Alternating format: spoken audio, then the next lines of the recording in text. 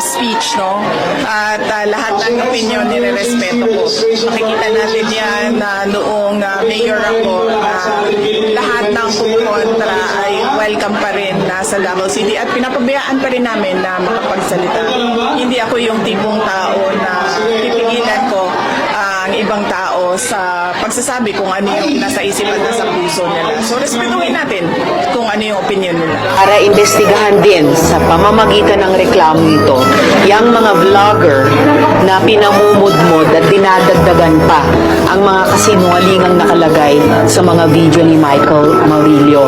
Kabilang po dyan sina Crisette Chu, Jay Sonza, Sasasot, Trixie Cruz Angeles, Banak Bay at iba pa.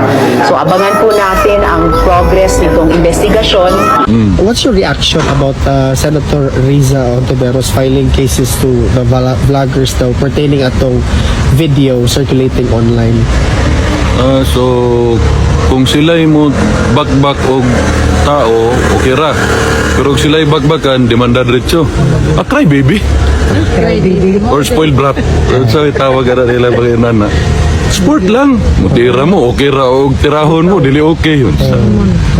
Mura magkagdi politiko, mangka ka.